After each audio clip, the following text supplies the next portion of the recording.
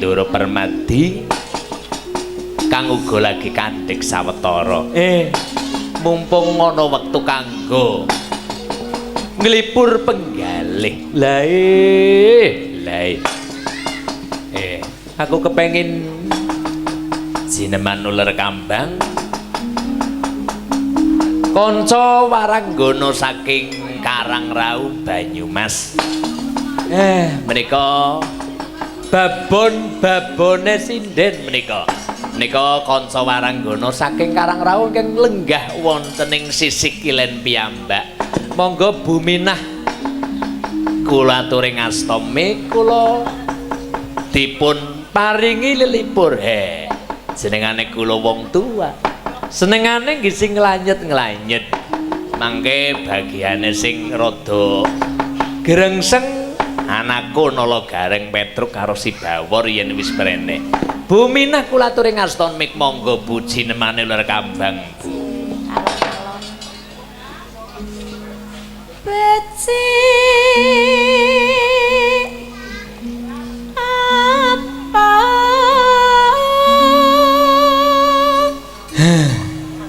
lan urip ning alam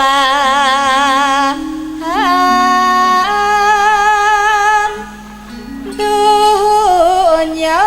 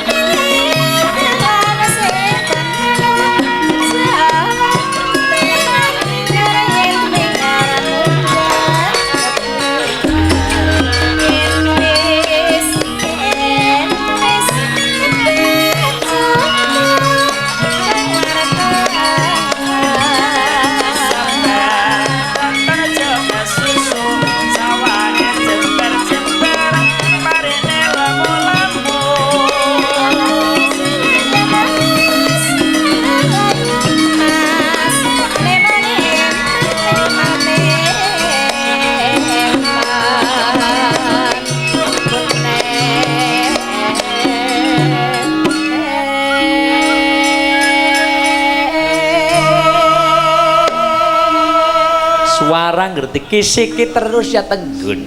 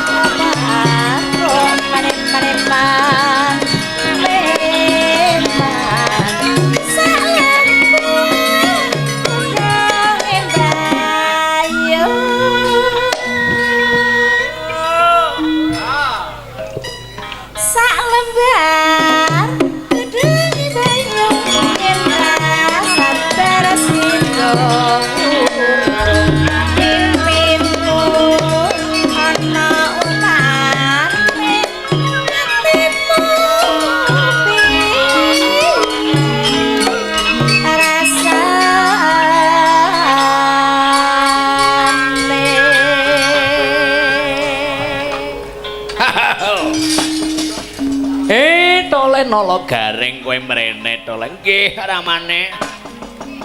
Jan bareng kula mireng swantenipun kanca waranggana saking Karangrau Banyumas.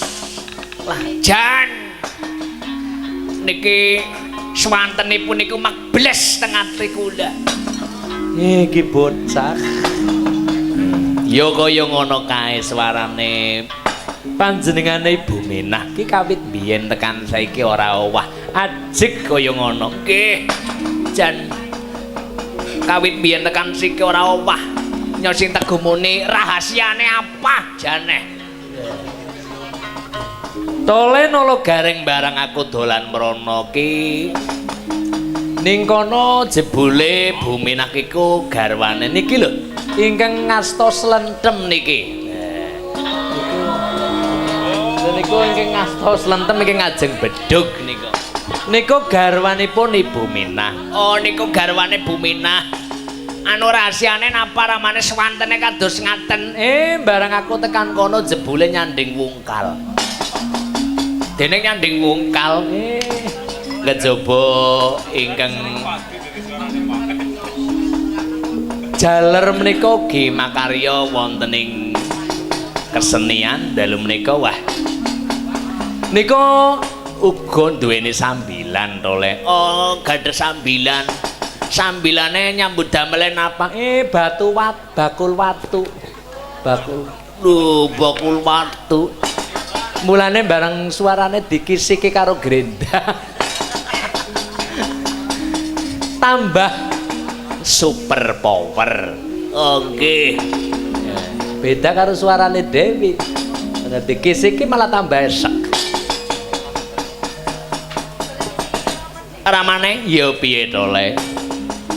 Niki tinimbalan wonten ngarsanipun pepundhen kula Bapak Karsum, Bapak Kades saking Sikampuh. Iya tole, ora supe awake dhewe iki tinimbalan panjenenganipun Bapak Karsum, Kepala Desa Sikampuh, Kecamatan Kroya. Nggih, niki dalam rangka napa ramane?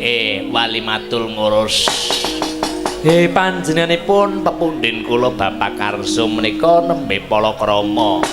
Nggih menika pikantuk Eko Yuniarti utawi Nak Mas Uni.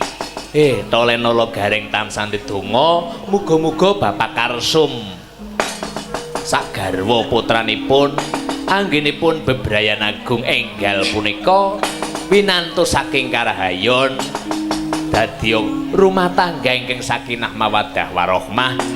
Mbok menawi ngenjang jenengane Gusti Kang Murbeng dumadike kuwasa segalane. Sapa ngerti diparingi momongan.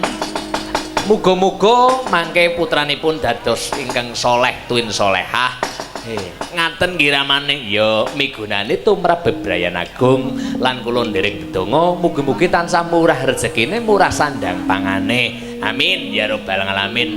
Lan mugi-mugi sedaya warga masyarakat mriki anggenipun dalu menika Bapak Lurah nimbali kula sak rombongan ugi tansah winantu saking karahayon mboten wonten pambeng satunggal menapa lan mugi-mugi Ibu Lurah Ibu Eko Yuniarti utawi Buni dados biyungipun tiyang sedesa menika saged kangge bebrayan agung tuladaning wonten ing Desa Sikampuh mriki. Oh nggih ramane mugi-mugi mawon.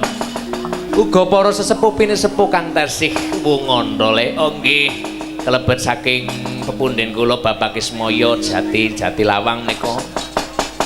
Ugi sami rawuh Ketua Paguyuban Ismaya Jati. Oh nggih. Niku Bapak Eko, Bapak Mudibyo nggih sami rawuh. Oh nggih ngaturaken sugeng rawuh. Tole kowe njaluk lagu apa? Niki kathah pundutan ramane. Menika wonten ing ngarsaken sambel kemang